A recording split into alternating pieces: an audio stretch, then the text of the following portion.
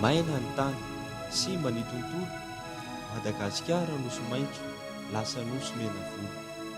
Tsy ampy no rotsakorana, andena ny tany, tsy tomombana intsony ny asa, ny fambolenay tsy manjara.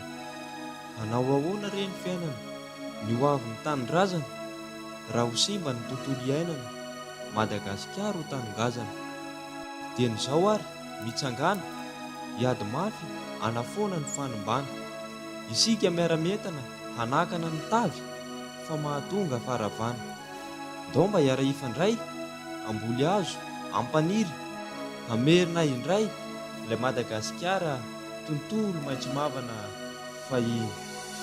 Atsaharo, ny doro tanety sy ny tavy, fa manimba ny tany sy ny fiainana ho avy.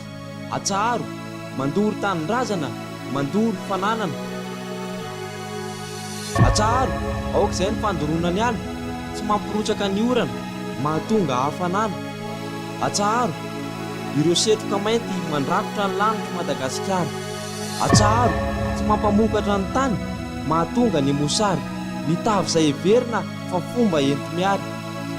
Atsaharo, mba havita taona fa mora ritra mora lany.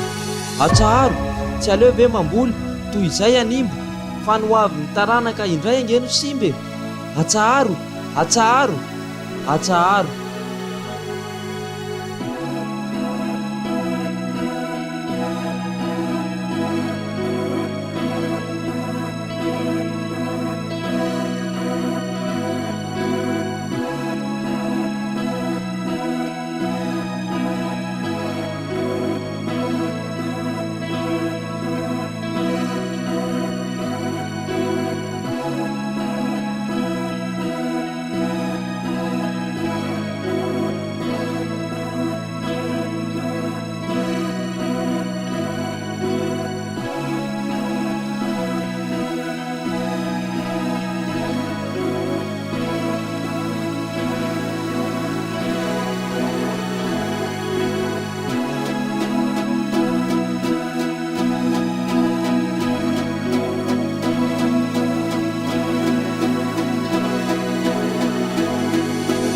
Atsaharo, ny doro tanety sy ny tavy, fa manimba ny tany sy ny fiainana ho avy.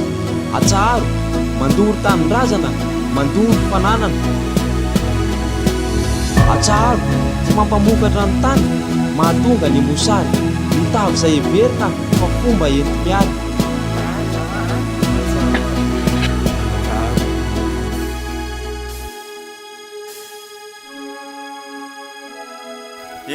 Adadorana ny tanindrazana, atsaharo ny tavy, tsy aleo ve mamboly?